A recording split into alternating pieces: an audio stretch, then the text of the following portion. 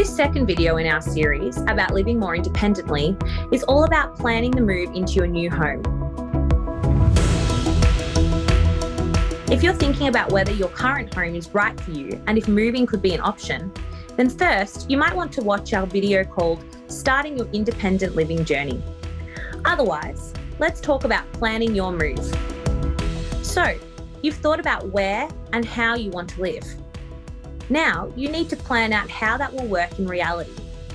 Planning helps work out some of the practical and emotional bumps in the road before they happen. And things almost always work out better if you have a good plan. Let's start with the support you get now. Where does your current support come from? Do your parents or other family members provide much of your support? Or friends or housemates? What support do you currently get from paid support workers? The support where I'm living, there's 4 support workers in the morning. Then you have the afternoon shift, which is another 4. And then at night, there's 2 overnight staff. I've got support workers that come in every day for 12 hours to help me through my day-to-day life. Personal care, cooking, cleaning, anything that I really need done in everyday life. We also have the concierge there on site in the background. I mainly use my one-on-one support workers. They are my main support.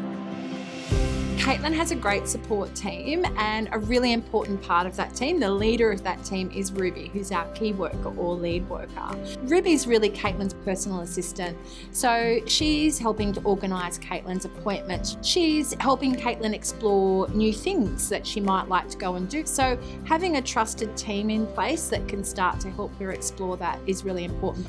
We want to give that time for it to develop, for those skills to develop, and that when we take that step, we know that everything's in place to make it succeed. It can be really helpful to make a list of all the things you do in a day and write down next to each of those things who supports you. A support worker who knows you well is a good person to help with this. They can remind you of things that you might forget or sort of take for granted. Yeah, especially when people are getting a lot of support from parents or whoever they're living with. It can be really easy to take a lot of stuff like that for granted and not take it into account when they're figuring out how they could be supported in their new home. Now, think ahead to your new home. For each of the things you get support with now, who will support you to do them in your new home? Will the same people support you with things, or will it need to be different, or more? Of course, the setup of your new home may mean that you don't need support for all of the things you used to, or the way you'll be supported will be different. I'm able to move around freely in my wheelchair. I've got the wider doors, the kitchen bench that I can make it higher or lower to get my wheelchair under. I've got the open bathroom that really make me feel independent. I get out a lot more. I get involved in a lot more community access. It's possible that you may need additional support for some things. For example, will you need extra support with transport, or shopping, or cooking, or cleaning, or organising your work or study commitments, or connecting with local community activities? Who or what is needed to do these things? I would need, in my new home, you need someone that can cook. Hopefully they can cook some different meals. I have trouble reading, so to actually have a support worker to open a book and actually read from the book is very good. It can be helpful to put together a document that says what days and what hours you'll need support. Plan out what a typical day and a typical week in your life will look like. If you're using a platform like Mable, you can do this easily. Otherwise, your support coordinator, support agency, or a good support worker may be able to assist. You may be able to get additional NDIS funding for this work. Speak to your support coordinator or NDIS planner about this. You can also speak to Mable or the Housing Hub for more information about this funding. Once you've worked out what your end goal looks like, it's also important to think about how you're going to get there.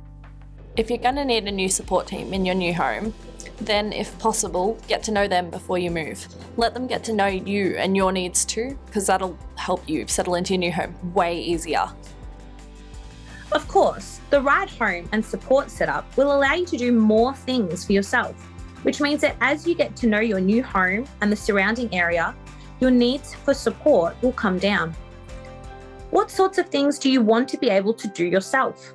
When you're thinking about a young person moving out, potentially for a young person with disability, one of the main things is to remember this is not something that's just going to happen at the spur of the moment. This is really a long-term plan.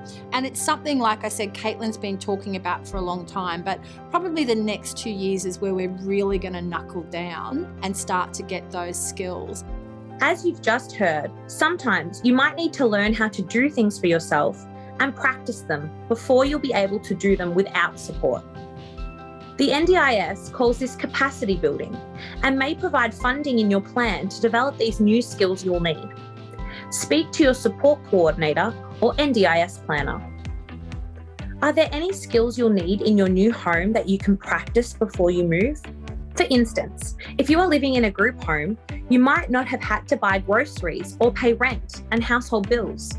Would it be good for you to get some help and practice these things? Who can help you? Some things might need to wait until you're in your new home too. So you need to think about what temporary support you'll need as you adjust to your new home.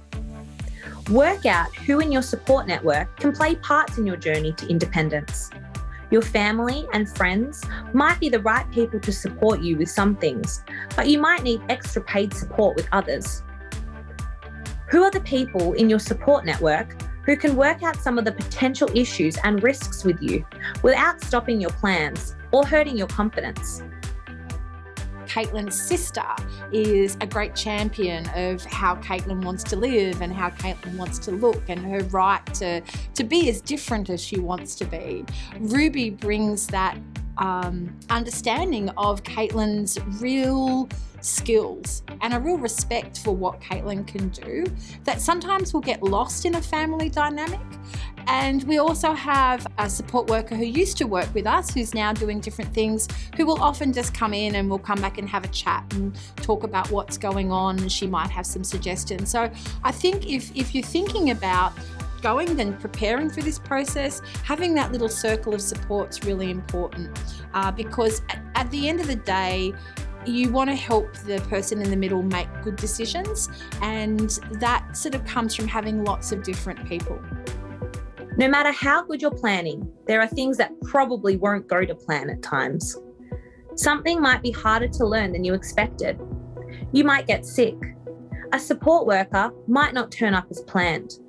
You might not be happy with some of your support. You don't want any of these things to ruin your plans. So in your planning, work out a plan B for as many things as possible.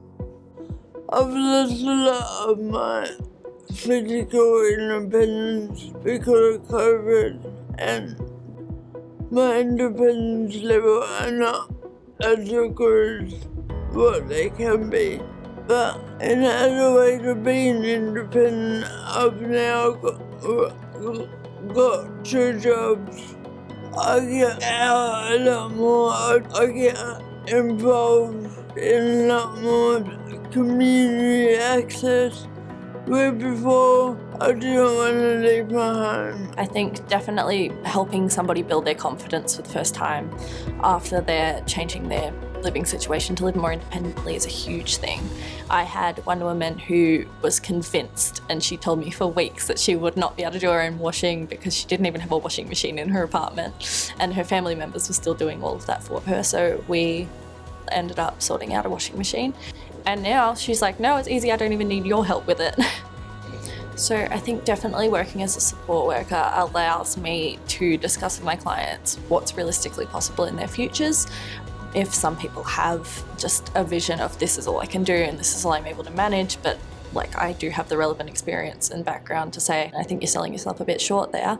It's a really good, beneficial thing for both me and the client to be able to say, hey, I think you can be living with a bit more freedom and a bit more independence, and you're able to rely on yourself a bit more than you have been. On the Housing Hub, you can find lots of great resources about planning your move into a home where you have more control. And remember, even if you're not ready to move right now is often a great time to start planning. Check out the next video in this series, Choosing the Right Support Workers and Building a Team.